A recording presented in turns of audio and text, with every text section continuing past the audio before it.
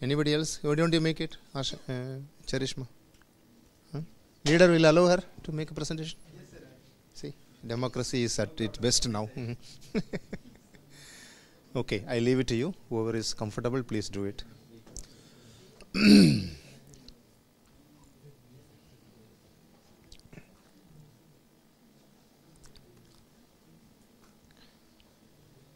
Today that wind is there, slight wind is there.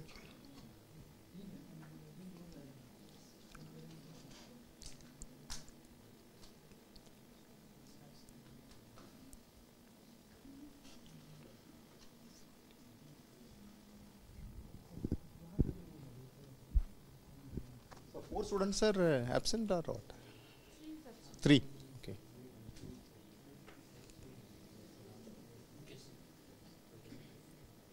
Okay.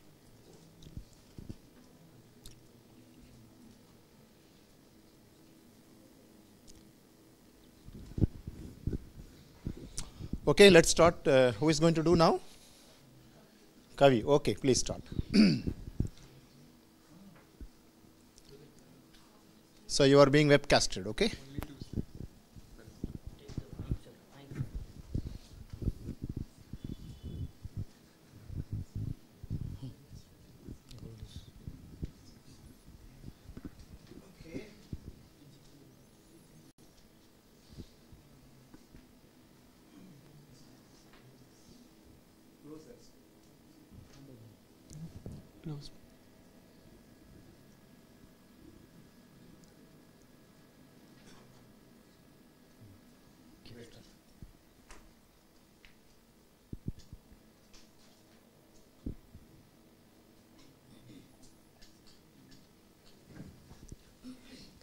Good evening to you and all.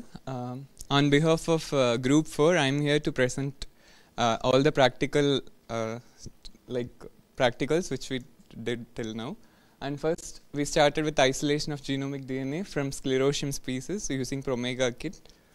First, using glass powder, we grinded, and we also used liquid nitrogen. So 2 samples we used. We took 100 milligram of fungal mat rather than 40 milligram as prescribed by the kit, and then we went for crushing using glass powder and liquid nitrogen. Before that, we could not get clear distinction after centrifugation. Rather, we got a turbid kind of thing. Then, when we proceeded for isopropanol step, we could not precipitate our DNA. Still, we proceeded with that thing. We isolated the genomic DNA. Then when we quantified, only 1 sample we proceeded with, and when we quantified, we got reading as 36.2 nanogram per microliter and 260 to 80 ratio of 1.9, which is fine. And what we inferred was, what we suspected was, we took more mycelium than prescribed by the kit. The kit says for 40 milligram, and we thought the vertexing, we ignored the vertexing step, thinking that we'll shear the DNA, but we felt it is more important. Then the centrifuge which we used, we suspected that it was not proper. So next we repeated the same genomic DNA isolation, now with 40 milligram of the fungal mat, then using glass powder, 2 samples we did. Then again the same thing, no clear layer separation. And in isopropanol step also we could not precipitate. Then we spooled the DNA in one of the samples, and then we found that the concentration of DNA was 23.6 nanogram per microliter, and still poor quality DNA we got. And what we found that we wanted to standardize the kit either for this species or because the protocol says it was of plant gDNA isolation, but we did for fungal gDNA isolation, and that too an advanced a higher fungi. Next, we quantified 2 DNA, which was already isolated by CTAB method. MAM has given that, and we quantified using nanodrop, and then we normalized to 150 nanogram per microliter, and we amplified using ITS 1 and 4 primer pair, and we subjected both 150 nanogram per microliter normalized DNA for on gel electrophoresis, but we could not get any band. We suspected that maybe the nanodrop reading was not like it was not precise. Theoretically, 100 nanogram per microliter should be visualized on gel, but we could not visualize anything. And in one of the PCR reactions, we could get the desired amplicon of around 650 base pair. So we found that there is DNA. Next, coming to the molecular phylogeny part, as detailed by the steps, like as detailed by our previous speakers in like previous presentations, we did the same molecular phylogeny analysis, and using MEGA, we constructed a consensus tree with bootstrap value of 500. Then we obtained this. We found that our query sequence is little diverse than the obtained sequences. I didn't select the top 10 sequences here. I randomly selected few sequences. Then coming to the annotation part, I found that this gene is Ralstonia solanacearum flagellin gene, and that's thank you.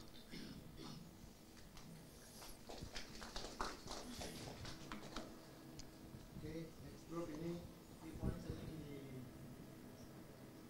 any things you did not learn, correct? You learned so many other things also. Actually, wherever we stuck, only that I focused here, rather than highlighting the entire procedure again.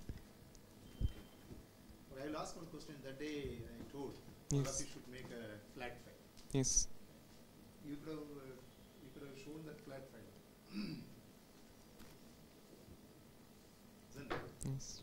So that point was a very important point, you know. Flat files. Did you make flat files? Yes, you made. Then where is it? Right, seeing is believing, correct? Yes. All right. So hope all of you made a flat file, and we would like to see that. Yes. We'll make an announcement how we should see that. Okay. Very soon. Right.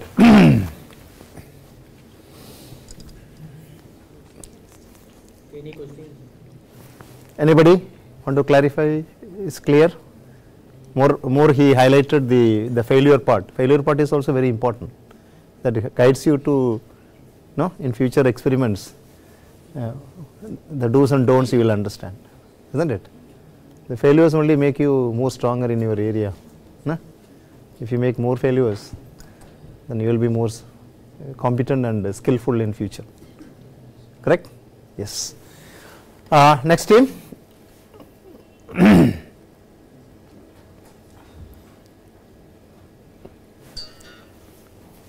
So we are going to have 3 presentations or 2 presentations? 3. Okay. The third team, who is? All right. Okay. You didn't load it. Okay. Fine. After her presentation.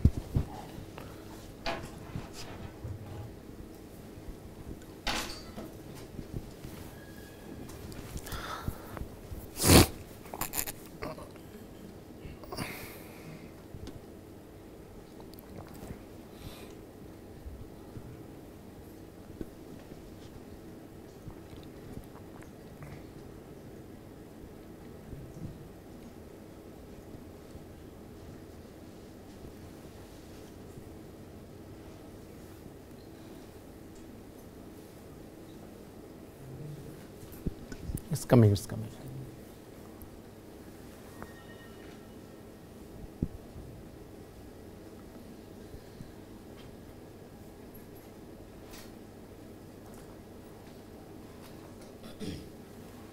The file you copied, or do it take such a lot of time? It should not be a problem.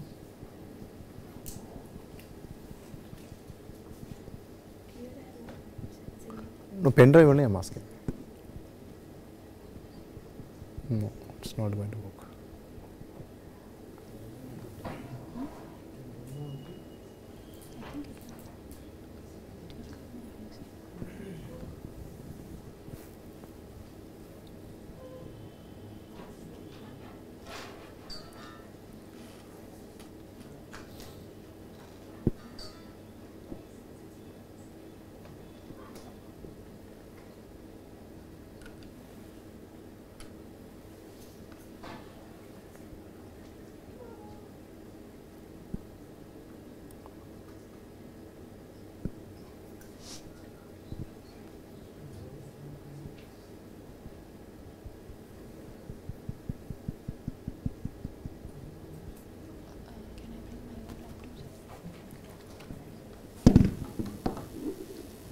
Wait.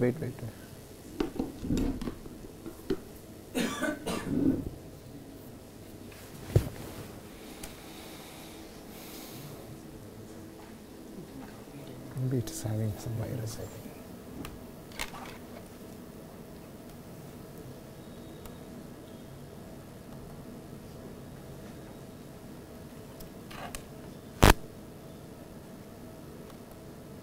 Close it. Let Rubin take it up. Okay. Rubin, you make a presentation.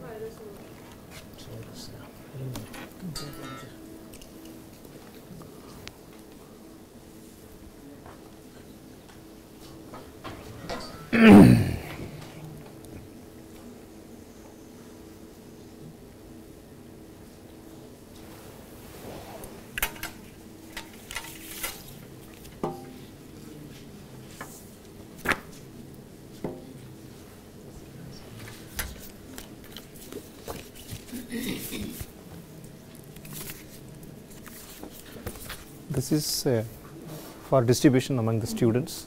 You can keep it with you. Give it to all. Same problem? Achha, scanning. I know scanning is going on, but why it should take so much time?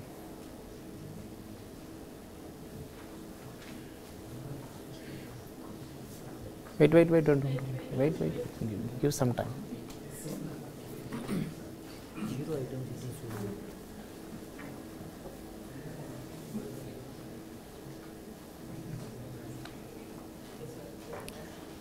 You copy it in a empty pen drive, that will work.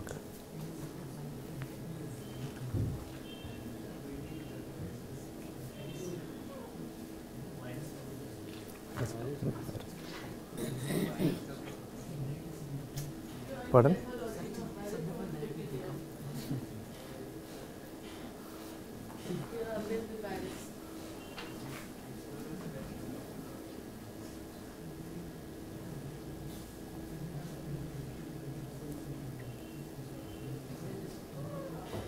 No, it's not going to work.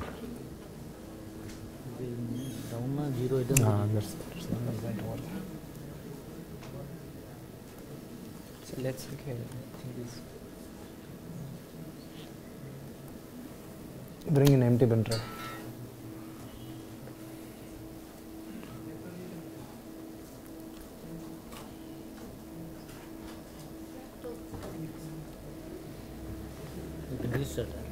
No laptop.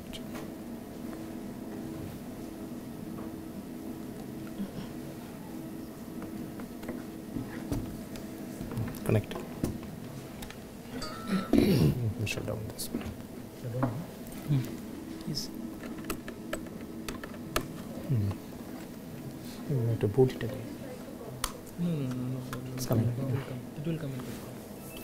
Yeah. There is a presentation.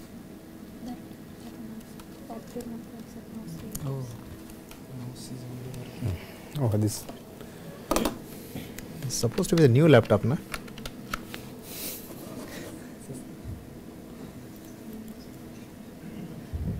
Yeah, it opens. No, did they make them? We'll do it again.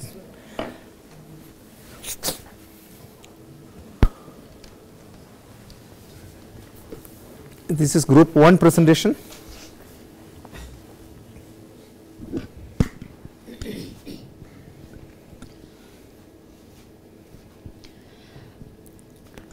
A very good evening to all. I am Charishma representing Group 1.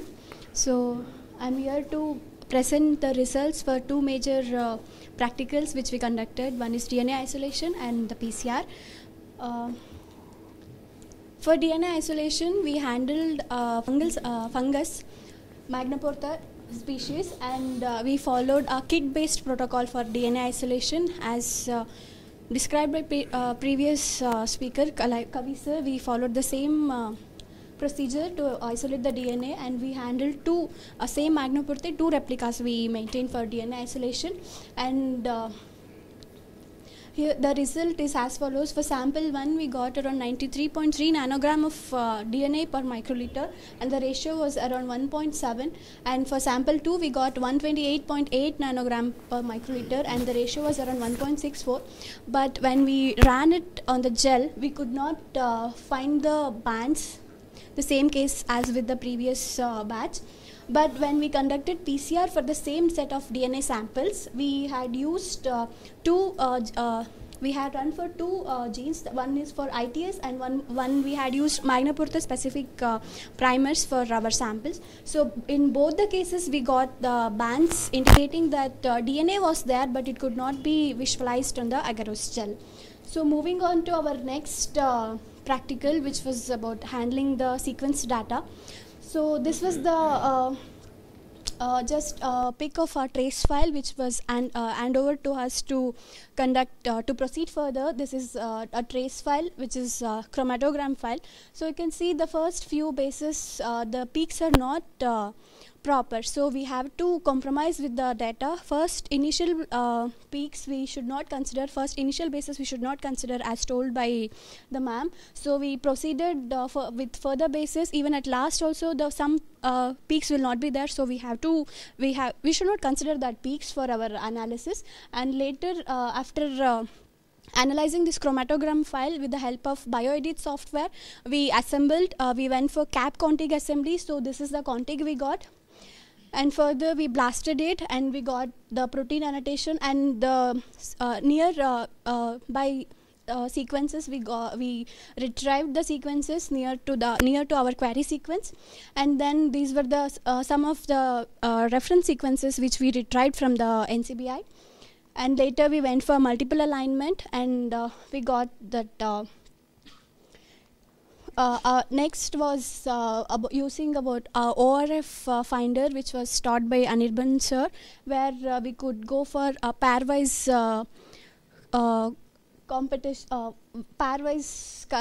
comparison of our data with the data which we have retrieved from the database, and then we went for the phylogeny tree which appeared like this for our sample. Thank you.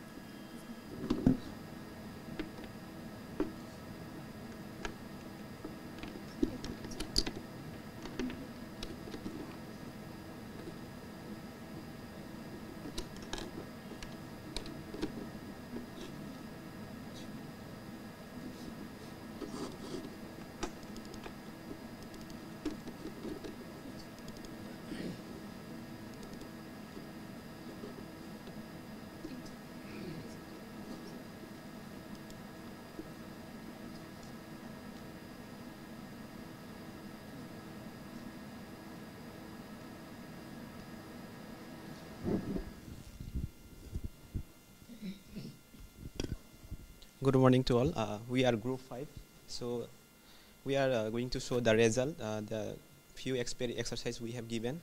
So the first exercise was the DNA isolation, that we have given the Bacillus bacteria, and we isolate the DNA with the Kilex method, and then we quantify the DNA using nanodrop method and used concentration and their quality. And the first samples we got 304.86 nanogram per microliter, and its quality was 1.86, and the second sample was 180.24 nanogram per microliter, and all the samples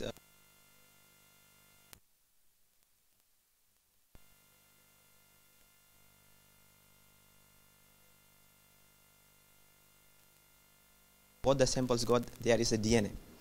But then we further analyzed using 16S ribosomal DNA specific primer and did PCR analysis, and there we have found the first sample there is no amplification, the second sample we got amplification. The maybe the with hypothesis that the reason behind the amplification not get in the first sample was there is a high concentration. We not normalize the samples because maybe because of the reason we didn't get amplification. Then in the second exercise, we have given the raw sequence DNA sequences in AB format.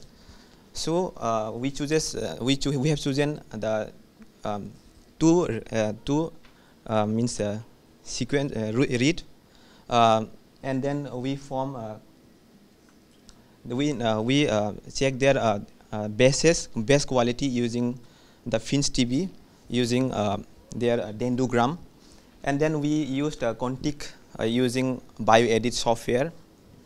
After that, we used blast analysis in NCBI, and from there we have chosen the top 10 that hit. From there we have retrieved the sequence, and that are the sequence data are subjected to the FASTA format, and then from there we align that FASTA format using cluster W, and in cluster W it will work both pairwise element and multiple alignment, and then we use that aligned sequence we subjected to do pairwise distance, and then phylogeny using maximum parsimony.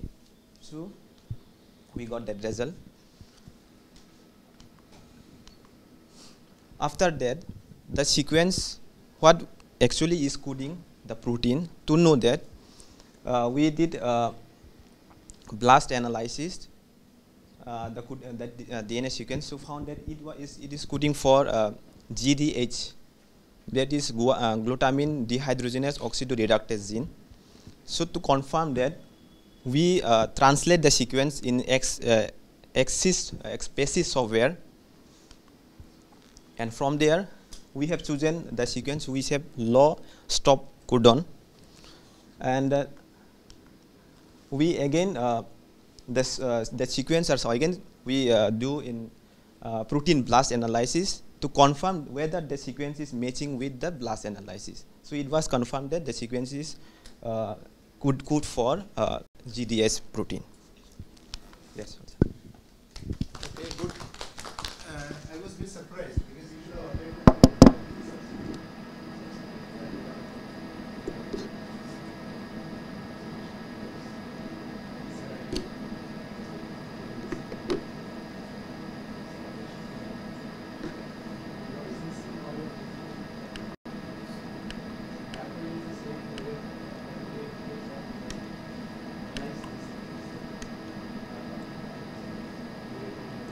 you have entrimmed it and you have annotated it, protein annotation you did.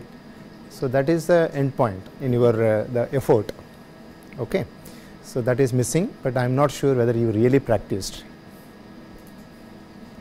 The time is not lost. We have another 3 days to go. So what I am suggesting is each group please practice. Now you have the sequence data in your hand, the good quality base calls that only you used for annotation. The annotated protein is with you. You make some some entries, names are known, you make some kind of entries like whatever how much you can fill in those Bankit or Sequin program. You try to fill it, because that exercise you should know, right? Otherwise it is, I feel it is incomplete. Okay, you every group as a team you practice it whenever you get time, maybe this evening or maybe tomorrow, come in the morning. I can open the hall even by 9 o'clock, there is no problems. Right.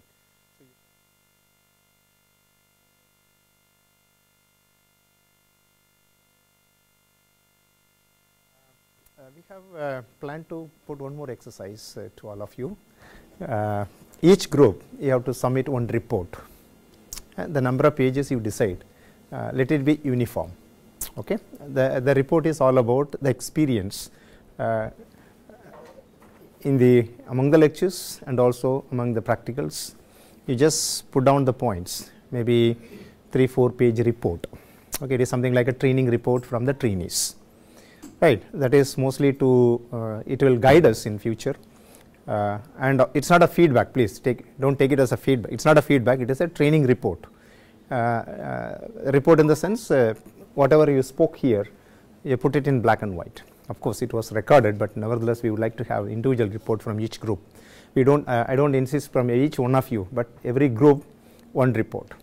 Join hands and make that report, and clearly put group members, training title from this date to this date, and these are all the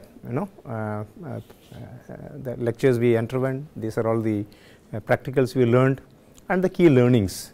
Collectively you write, and you try to submit to me at least by Monday morning. Okay. So, Monday is the last date, there is no other option, because Monday morning when you come here you bring that report. If you want to get it typed, you do that, right. Handwritten does not look good, you know. So, and a typed report, maybe 3 to 4 page report you submit. Okay. So, that is an announcement, I am just making it.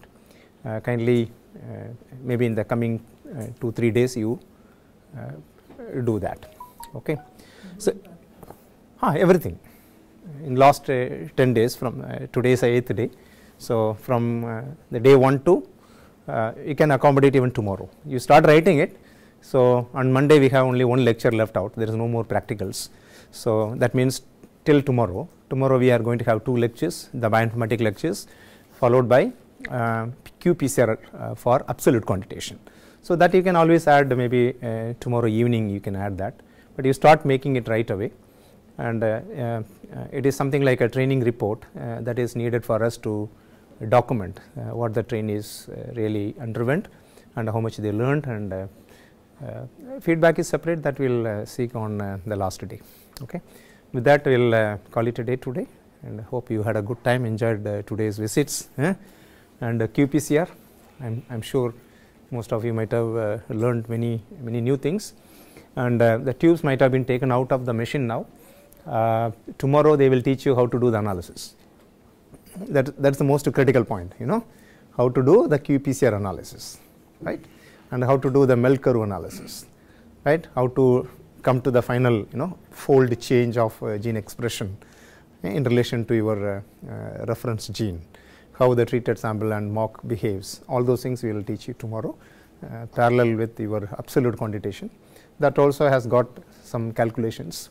So, both we will teach together in the lecture hall. Okay. So, thank you so much, and we will meet tomorrow at 9:30 here.